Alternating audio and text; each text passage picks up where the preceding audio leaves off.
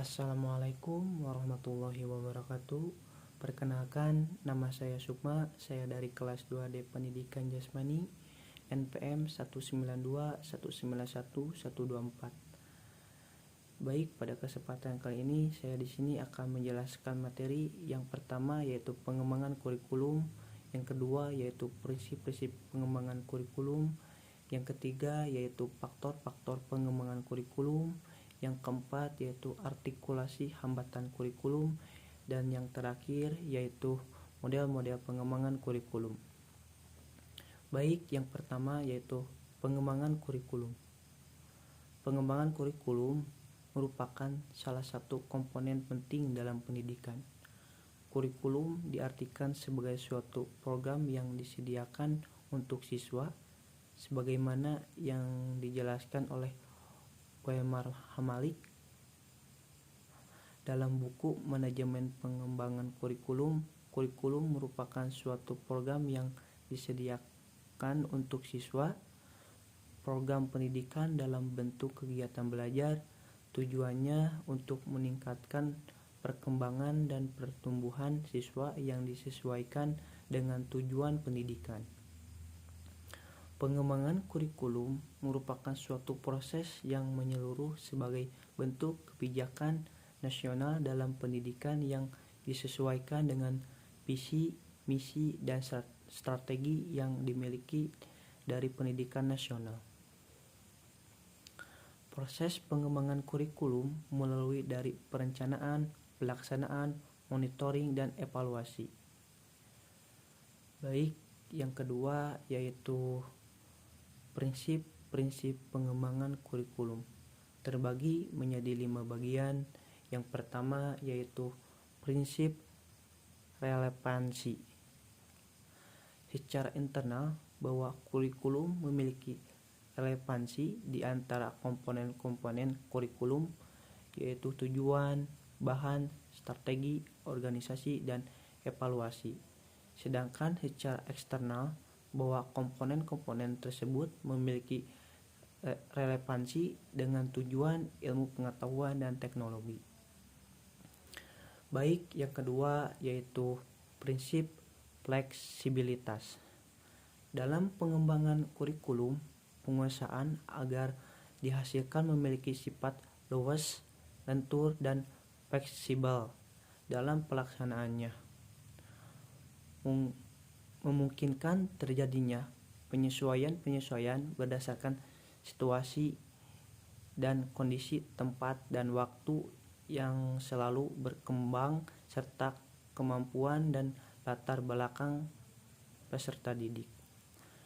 Baik, yang ketiga yaitu prinsip konstituitas, yakni adanya kesinambungan dalam kurikulum baik secara vertikal maupun secara horizontal. Pengalaman belajar yang disediakan kurikulum harus memperhatikan kesinambungan baik yang di dalam tingkat kelas, antar jenjang pendidikan, maupun antara jenjang pendidikan dengan jenis pekerjaan. Yang keempat yaitu prinsip efisiensi, yakni penguasaan agar dalam pengembangan kurikulum dapat menunjang waktu, biaya, dan sumber-sumber lainnya yang ada secara optimal, cermat, dan tepat sehingga hasilnya memadai. Yang terakhir, yang kelima yaitu prinsip efektivitas, yakni mengusahakan agar kegiatan pengembangan kurikulum mencapai tujuan tanpa kegiatan yang mubazir baik secara kualitas maupun kuantitas. Baik, yang ketiga yaitu faktor-faktor mengembangkan kurikulum.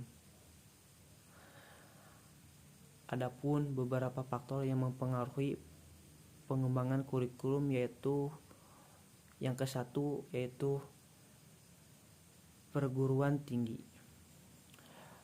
Perguruan tinggi setidaknya memberikan dua pengaruh terhadap kurikulum sekolah.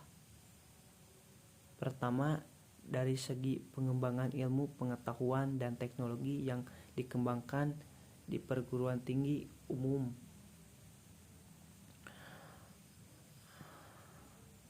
Pengetahuan dan teknologi banyak memberikan sumbangan bagi isi kurikulum serta proses pembelajaran. Jenis pengetahuan yang dikembangkan di perguruan tinggi akan mempengaruhi isi pelajaran yang akan dikembangkan dalam kurikulum. Perkembangan teknologi selain menjadi isi kurikulum juga mendukung pengembangan alat bantu dan media pendidikan. Yang kedua yaitu masyarakat. Sekolah merupakan bagian dari masyarakat yang diantaranya bertugas mempersiapkan anak didik untuk dapat hidup secara bermartabat di masyarakat. Sebagai bagian dan agen masyarakat, sekolah sangat dipengaruhi oleh lingkungan masyarakat. Di tempat sekolah tersebut berada, isi kurikulum hendaknya mencerminkan kondisi masyarakat,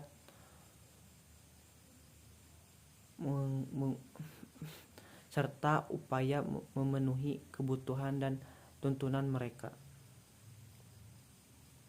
Baik, yang ketiga yaitu sistem nilai.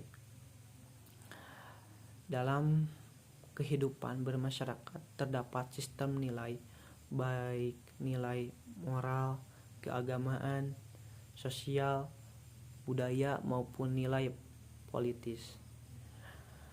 Sekolah sebagai lembaga masyarakat juga bertanggung jawab dalam pemeliharaan dan pewarisan nilai-nilai positif yang tumbuh di masyarakat.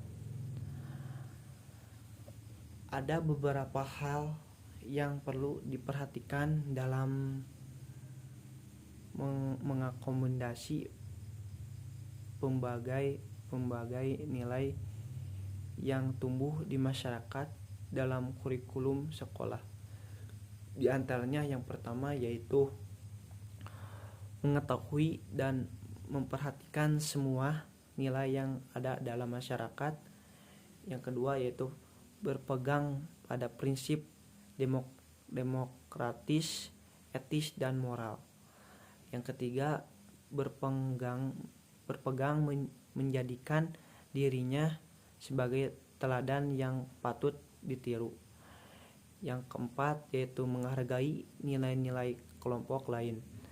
Yang kelima yaitu memahami dan menerima keragaman budaya yang ada. Yang keempat saya rekomendasi membahas yang keempat yaitu artikulasi dan hambatan kurikulum. Artikulasi dalam pendidikan berarti kesatupaduan dan koordinasi segala pengalaman belajar untuk merealisasikan artikulasi kurikulum. Perlu meneliti kurikulum secara menyeluruh, membuang hal-hal yang tidak diperlukan, menghilangkan duplikasi, merevisi metode serta isi pengajaran, mengusahakan perluasan dan kesinambungan kurikulum. Bila artikulasi dilaksanakan dengan baik akan terwujud kesinambungan pengalaman belajar sejak TK sampai perguruan tinggi, juga antara satu bidang studi dengan bidang studi lainnya secara horizontal. Baik, yang terakhir saya membahas model-model pengembangan kurikulum. Menurut model pengembangan kurikulum yang pertama yaitu the administrative Landscape model diberi nama model administratif atau landscape karena inisiatif dan gagasan-gagasan pengembangan datang dari para administrator pendidikan dan menggunakan prosedur administrasi. Baik, yang kedua yaitu the grassroots model. Model pengembangan ini merupakan lawan dari model pertama, bisa dikatakan model administratif bersifat top down atas bawah, sedangkan model grassroots adalah bottom up dari bawah ke atas. Inisiatif dan upaya pengembangan kurikulum bukan datang dari atas tetapi datang dari bawah, yaitu guru-guru atau sekolah. Yang ketiga yaitu Tabas Inverted Model. Kurikulum menurut Hilda Taba adalah kurikulum adalah suatu rencana belajar. Oleh karena itu, konsep-konsep tentang belajar dan perkembangan individu dapat mewarnai bentuk-bentuk kurikulum. Yang keempat, the system edition research model dan emerging digital model. Model kurikulum ini didasarkan pada asumsi bahwa perkembangan kurikulum merupakan perubahan sosial. Mungkin sekian yang saya dapat sampaikan. Mohon maaf bila ada kesalahan dalam menjelaskan materi karena saya masih proses belajar. Wabillahi taufiq wal hidayah. Wassalamualaikum warahmatullahi wabarakatuh.